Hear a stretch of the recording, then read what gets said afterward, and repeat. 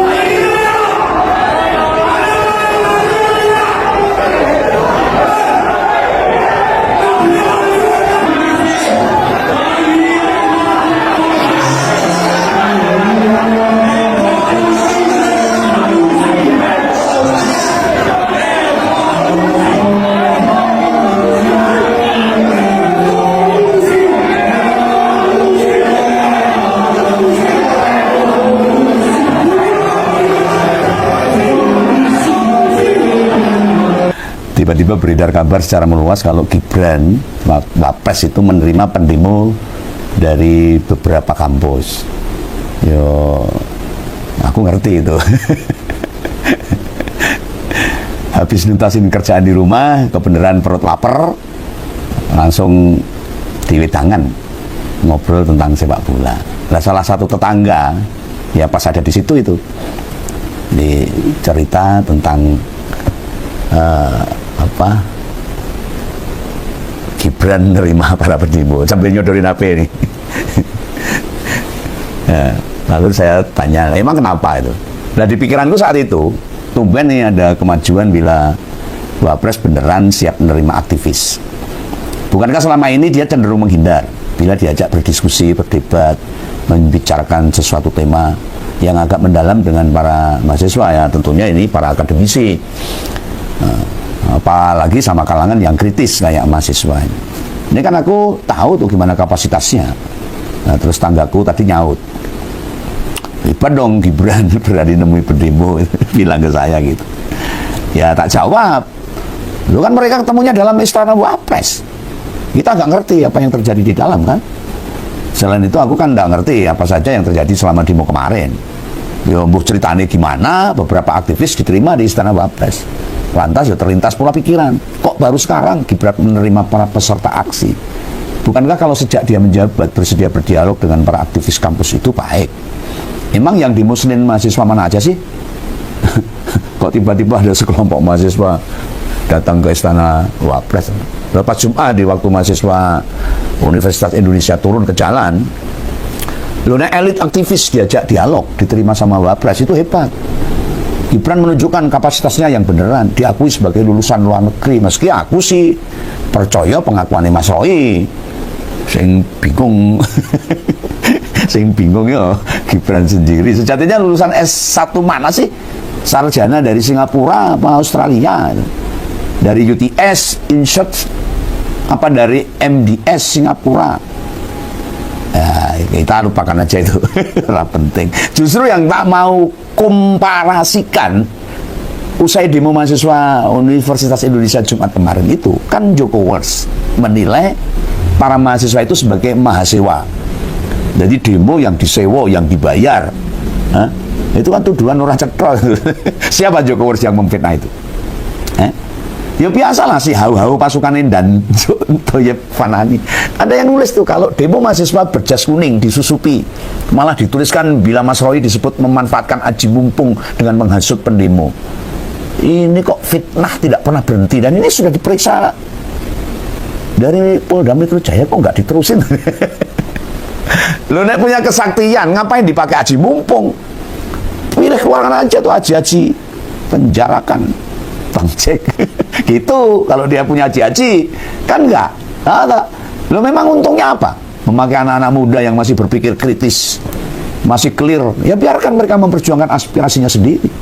Karena dia melihat carut-marut tata kelola negara yang kayak begini ini. Lu sekelas Mbak Tarwiyah, itu ya disebut-sebut di banyak panel para YTN itu. Intinya para pendemo itu bayaran ngono lah. Kaya padahal mereka para penjilat itu yang kalau jalan harus pakai sembako. Dia bilang pokoknya intinya enak sing bandari para pendemo itu. Loh, itu fitnahan yang sangat kecil yang diucapkan oleh para YTN itu. Para Jokowers itu. Ya saat ini biarkanlah mereka berani karena memang terlindungi. Ada masanya mereka akan jatuh dalam lumpur fitnah yang dia ucapkan. Nah, kebangetan. Para pembela-pemilik tembok ratapan Solo itu mereka memang suka fitnah. Nganggap semua orang di muka bumi ini akhlaknya podo dengan diri mereka. Pokoknya anggar tawani amplop, ditompo, bejat, dan biadab tenan itu. Apakah yang kemarin sing bertemu Wapres, termasuk mahasiswa itu mahasiswa yang dibayar, yang terima amplop juga itu. Loh, ini para aktivis mahasiswa harus mencatat. Dan hafalin orang-orang yang memfitnah begitu. Catat tuh. Baser-baser atau channel-channel yang memfitnah para mahasiswa. Lu wis senenge nyebar hoax, juding nyalah-nyalahke, menyebar ujaran kebencian sampai adu domba. Hah? Perkara Joko kita tinggal dulu. Ini orang penting itu. Maka masyarakat itu harus paham. Nggak usah tuh dibaca, dilihat, nggak usah mereka itu. Menyesatkan. Nah, ini tak terusin cerita saya. Habis saya wedangan tadi malam itu, saya kembali. Lalu saya ambil HP, browsing, melacak banyak informasi. Nah pagi pas bertemu kru ngompol sebelum saya tapping, kita diskusi. Kok bisa selevel Gibran tumben-tumbenan mau nemui demonstran dari mahasiswa? Nah ternyata setelah saya berdiskusi dan melihat fakta kenyataannya, salah satu kru ngompol bisa menunjukkan ada berbagai keganjilan sebelum pertemuan itu digelar. Ada yang tidak biasa itu. Nah sebelumnya para demonstran tadi masuk ke Istana Wapres. Bagi yang mau tahu keganjilan tersebut apa coba? Simak sampai habis ngompol ini nih. Maksudnya keganjilan yang mana ini? Bukan lawannya genap. Keganjilan ini sesuatu yang orang umum. Tidak semestinya, ada keanehan itu. Benar, ini yang akan Om Begawan ungkap. Bukan karangan, ini fakta. Nanti argumentasiku akan didukung sama visualisasi, bukti konkret. Betapa anehnya para peserta aksi yang bertemu dengan Wapres. Yang jelas ada dua kelompok pendemo hari Senin kemarin itu. Yakni dari Universitas MH Tamrin. Nah yang dari UBK dipimpin sama Muhammad Abdi. Sedang dari MH Tamrin aku kurang ngerti, orang kenal. Dalam konferensi pers dengan wartawan di pelataran Istana Wapres, itu wayah surup, tahu surup itu maghrib gitu. Yang wakil Universitas MH Tamrin bocahnya mau prenges, guyu, orang ngomong apa-apa. Nah aku jadi curiga. Intinya ada 15 mahasiswa yang diterima. Sing rodok mencurigakan itu bukan sekedar waktu para aktivis berada di ring dengan pengamanan ketat itu. Sing janggal bisa kita cermati sejak awal dari mereka bergerak di jalanan, setidaknya waktu mereka di kawasan Cedak Tugu Tani itu. Kan dari situ mereka berjalan ke arah Patung Kuda. Jadi aku menelusuri dari pemberitaan berbagai media. Bagi yang bukan orang Jabodetabek, bayang ini rota angel. Ini nggak gampang. Substansinya para pendemo itu akan bergerak dari titik satu ke titik lain. Saat di jalanan terlihat benar tuh jumlah yang ikut demo. Kok mau semono? Semono itu ya berarti sedikit. Sedikit. Nah nanti sembari aku menceritakan temuan sing rodok ra masuk akal, biar ditanyakan visualnya sama editor ngompol. Semua tahu. Nah teman-teman, video ini membahas mengenai aksi unjuk rasa mahasiswa di Jakarta dan pertemuan perwakilan mahasiswa dengan Wakil Presiden kita Gibran Raka Buming Raka. Berikut ini teman-teman adalah poin-poin utama dari percakapan video tersebut. Yang pertama, pertemuan dengan Wapres. Video menyoroti adanya pertemuan antara perwakilan mahasiswa dari beberapa kampus atau termasuk Universitas MH Tamrin dan UBK dengan Wapres di istana. Kritik kejanggalan. Narator video menyatakan keraguan terhadap pertemuan tersebut, menyebutkan adanya keganjilan dan keanehan dalam proses pertemuan, seperti sikap perwakilan mahasiswa yang dianggap tidak wajar saat konferensi pers. Tanggapan atas tuduhan demo bayaran, Video juga membahas narasi yang berkembang di media sosial yang menuduh mahasiswa pendemo sebagai mahasiswa bayaran atau hasil settingan, yang dibantah dan dikritik keras oleh narator sebagai bentuk fitnah. Isu ijazah, bagian besar dari video ini juga membahas kembali isu dugaan ijazah palsu Presiden Jokowi dengan argumen yang mempertanyakan legitimasi pendidikan tersebut dan mendesak adanya penegakan hukum yang lebih transparan. Nah, siapa saja mahasiswa yang menemui Wakil Presiden Gibran Rakabuming Raka?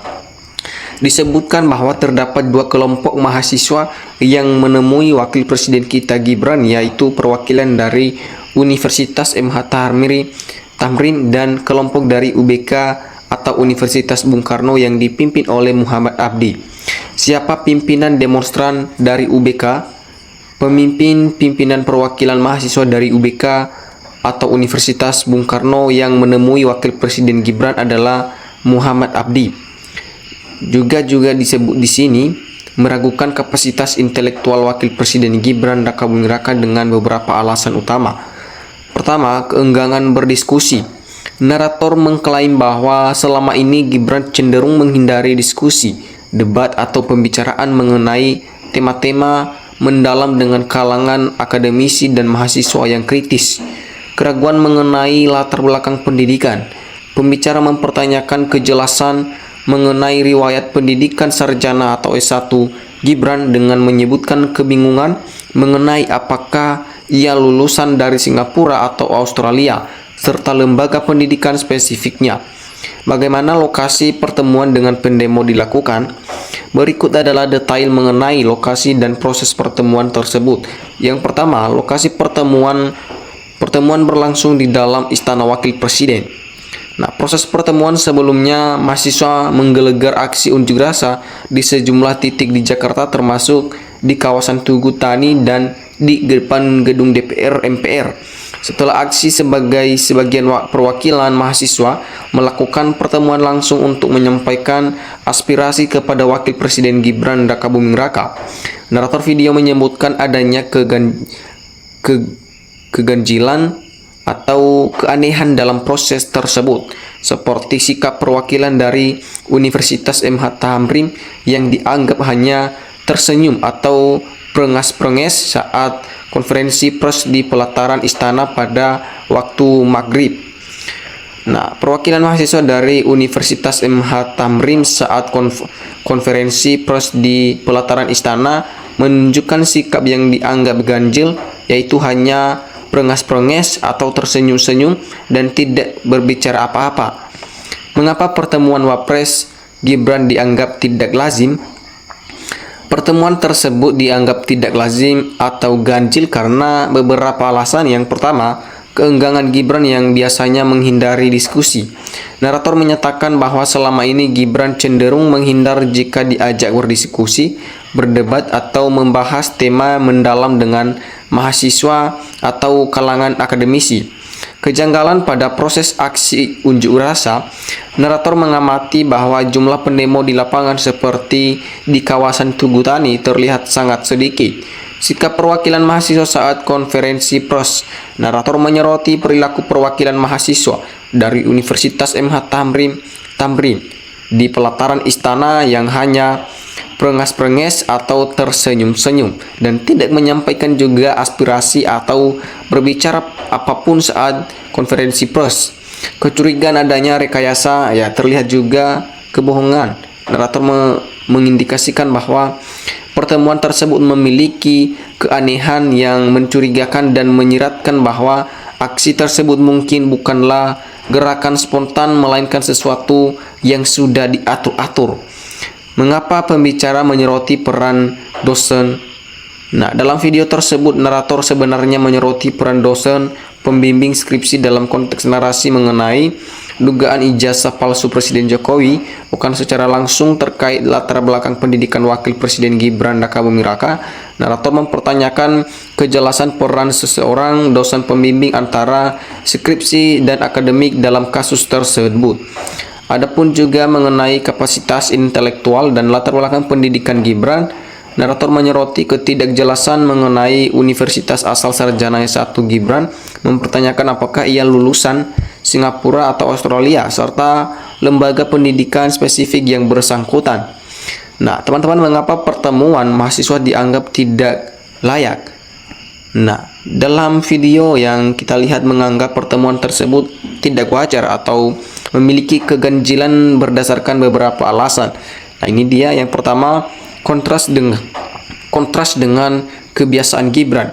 Pembicara menyatakan bahwa biasanya Gibran cenderung menghindari diskusi-diskusi, debat atau pembahasan mendalam dengan mahasiswa dan kalangan akademisi yang kritis. Dan yang kedua, jumlah massa yang jagal. Pembicara mengamati melalui liputan media bahwa jumlah peserta aksi di lapangan seperti di kawasan Tugu Tani terlihat sangat sedikit.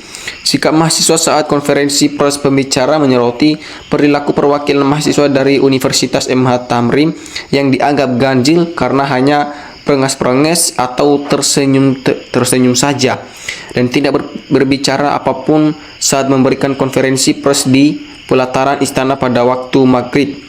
Kecurigaan rekayasa.